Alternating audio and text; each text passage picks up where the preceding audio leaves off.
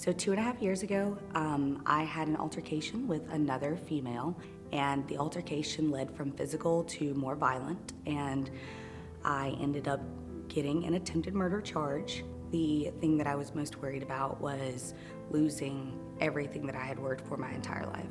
So I have 2 children already, and I also own my own company, and losing both my children and my company and my reputation within the community was really weighing on my shoulders.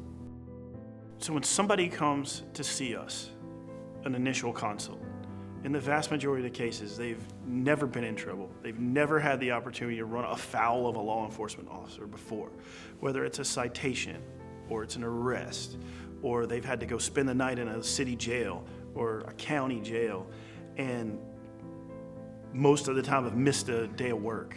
So their lives are usually upside down. Everybody's trying to just piece it back together.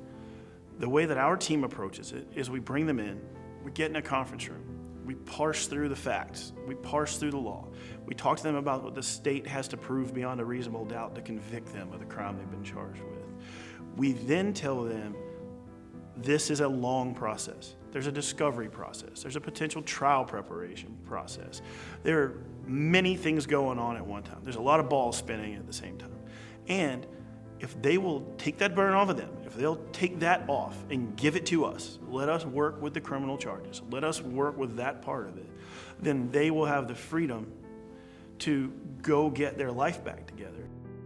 The first mistake that people make when they believe they're going to be charged with a crime or they're being investigated for a crime is trying to talk their way out of it.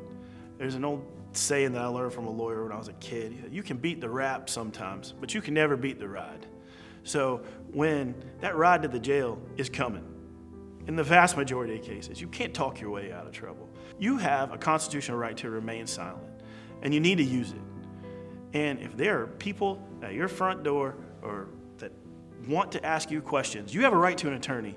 You need to utilize your right to remain silent and your right to an attorney immediately. I think chief among picking a criminal defense attorney is it's kind of a 1A and a 1B.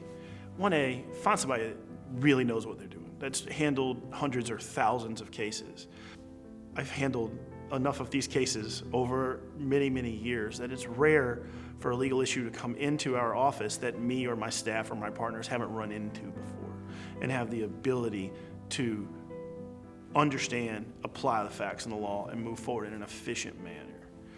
Second among those, the second most prominent thing to look for when picking your attorney, I believe, is someone who you can build a relationship with and who you trust quickly, or you believe you can trust throughout the process.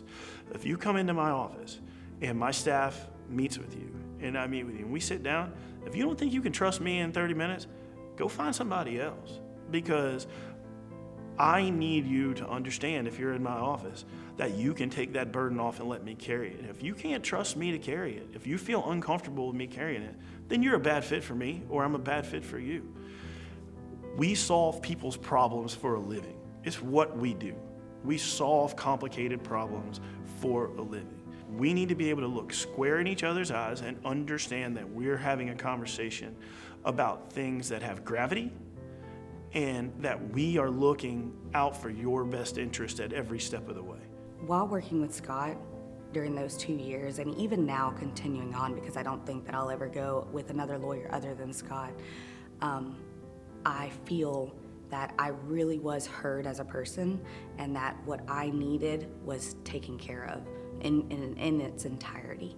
I feel like Scott worked as hard as he possibly could, him and his entire team, to make sure that I was able to come out with a successful outcome that wasn't outside of my reach. If you think there's a possibility that the situation you're in right now requires a lawyer's help, you need one. And some people would say any lawyer is better than no lawyer at all. I don't know that I agree with that completely, but there's some validity to it. You need a competent attorney. From the minute you think you might need one, you need a competent attorney to guide you through whatever hardship that's coming your way. The reason I send my family and friends to Scott is because I know that he's going to fight for them.